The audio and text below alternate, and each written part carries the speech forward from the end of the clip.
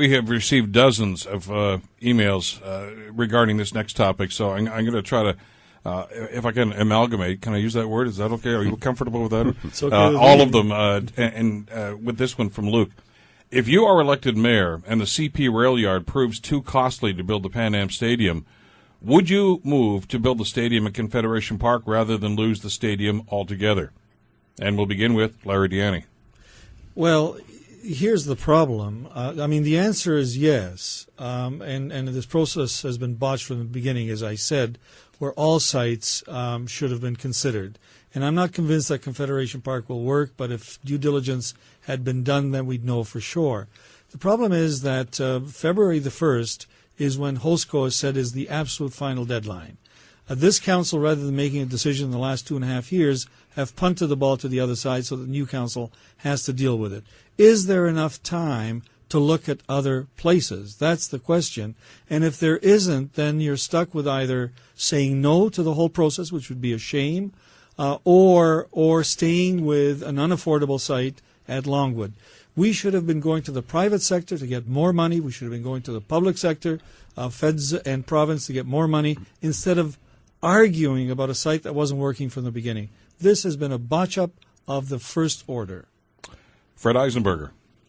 The Tiger Cats were a strategic partner right from the very beginning. They were on my Pan Am advisory group. They were involved with the lead-up to the Pan Am Games. I can tell you that Bob Young, at 7 months ago, told me without reservation that he was fully supportive of the West Harbour site as long as we did the city-building aspects of it, which is LRT and GO Transit and all the other things that would come with it.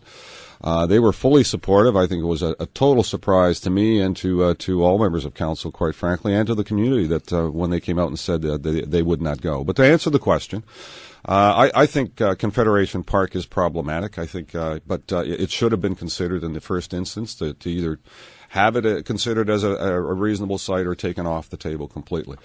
For me, if it's unaffordable at the CPP lands, we're now hopping from one site to another, knowing full well that the West Harbour site works from all perspectives. We're now hopping from one site to another. It's poor planning, in my view. It is now causing us to do things that may not be affordable.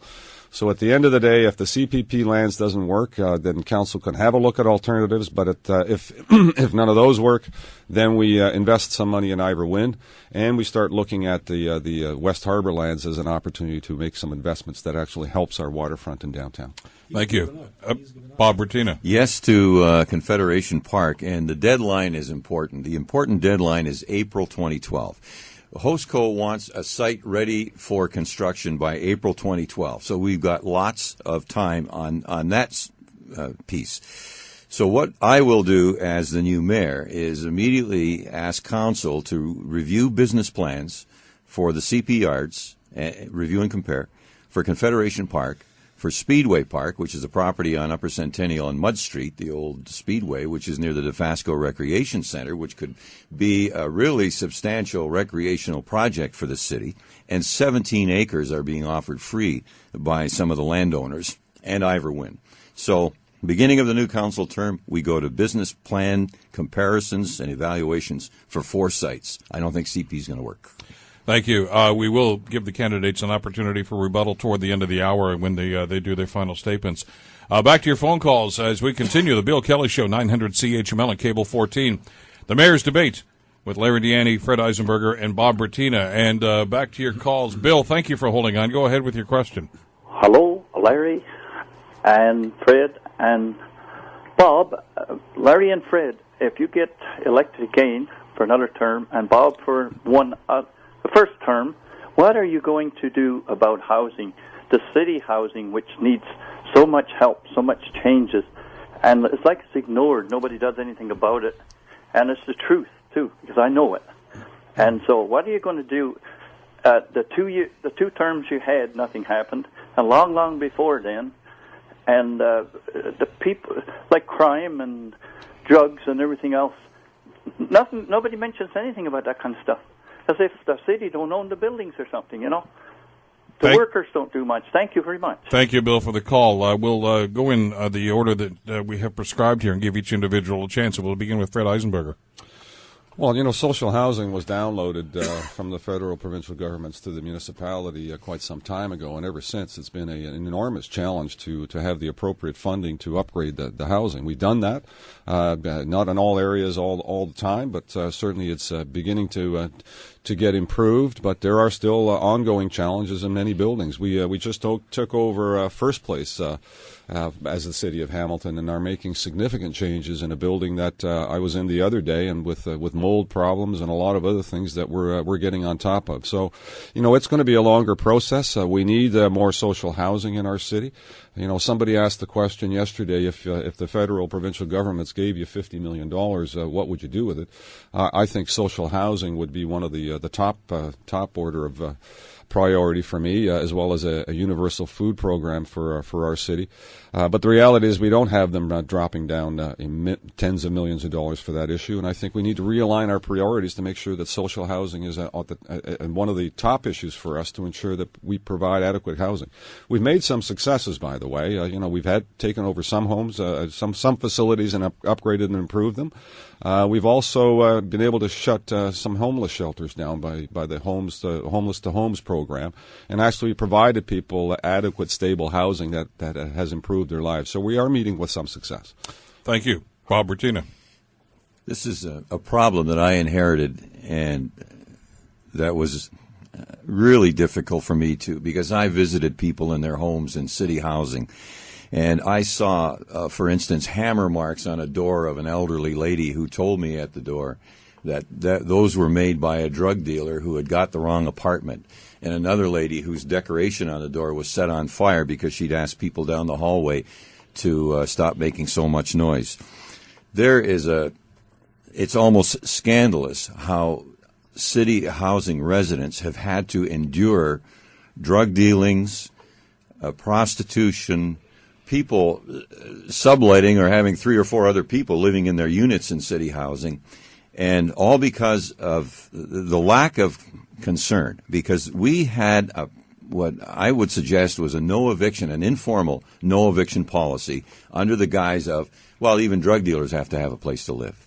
Just picture an elderly relative, perhaps a single grandmother on a fixed income, having to live in one of our facilities and having noisy drug activity taking place down the hallway. We're finally starting to grapple with this, thanks to my intervention over the past several years, and with little help from anyone else on council. Thank you. Larry Ianni. Imagine what we could have done with the $10.5 million we wasted in the West Harbor buying contaminated lands and boarding them up. Imagine what we could have done with the $30 million over expenditure at City Hall to fix up that building with the substandard conditions in some of our social housing. We don't have our priorities right. We haven't had them right in the past 4 years, and I'm going to fix that should I be lucky enough to become mayor again. Thank you. Email question. This is directed to Bob Bratina, and, coincidentally, this is your turn to answer first anyway. Could you ask Councillor Bratina if he really thinks the province will agree to de-amalgamate and return to the format of an elected mayor and council in each of the areas that comprise this new portion of the city of Hamilton? That's from Jane. And Bob, you go first. I would suggest that the province will be open to any reasonable solution to the problems that have been created by amalgamation. You have to remember that there is a provincial election coming up, and both Premier McGuinty and Leader Hudak should take it under advisement that there are serious problems. And the question suggests that everything might be de-amalgamated and everything would go back to reeves and councils and mayors. And that's not necessarily the outcome. All I have suggested before I was on council as a broadcaster, which I said clearly in 2007, amalgamation is the elephant in the living room and nobody wants to confront it. We have to confront it, and the province will deal with it at their peril if they choose to ignore it. You know, it's irresponsible, I think, to... Oh, actually, we're going to go to... Okay. Sorry. Yeah. Fred Eisenberger, then Larry. Well, I think it's de-amalgamation isn't on for the province. It shouldn't be on for the city of Hamilton. We need to unify our city. I think we've had enormous clout as a result of the fact that we are now a population of a unified 500,000 city that can actually now go to federal and provincial governments and get resources from them that we've never been able to get before. We had $200 million from the federal and provincial governments to help us with our water and sewer treatment facility. If we were all separate and independent communities, that would have been very difficult to do. So I think that we need to unify our city. It's pretty easy to kind of work at the lowest common denominator, but I think people have to understand that the costs of descrambling this egg here are enormous. What we haven't done as a community particularly well, in my view, is to explain to people the benefits of amalgamation, where it's working well, and also look at the areas where it hasn't been working well. And I think that is something that we have yet to do, and we should begin this coming term of council. And I think it's important that we continue to unify our city and talk about the positives rather than the negatives, and not try and pull people apart, but pull them together, but respecting all of the various communities and their identities. And the good news is that all the identities in Ancaster, Stony Creek, Glanbrook, Flamborough, all have been retained. They are very, very independent communities with individual identities, and I think it's pretty clear that that particular aspect of this is working collectively for the betterment of the entire city. Thank you. Larry Ianni. Not all is happy with our union, and primarily that's because the people in the suburban areas, former municipalities, have the feeling that taxes have gone up and services have gone down, and they've been ignored. And when you use rhetoric that suggests that if you do something in downtown Hamilton, you're building the city, but if you do it in the East Mountain on Stony Creek, you're actually doing something evil, that doesn't encourage people in those former municipalities to feel part of the whole. It's irresponsible, though, to suggest that the province is going to take kindly to creating structures that are going to be much more expensive, much more complicated to administer and support. And Bob, by not defining exactly what he means by his suggestion, is not being fair to those who are listening with some hope and some cynicism. It'll only increase the cynicism. So what I'm suggesting is that we work on the problems we've got. We first have to admit that we've got them. We work on fixing them. And primarily, we make our government, our civic government, a functioning government that we can be proud of, so that people everywhere can say they're working on our behalf.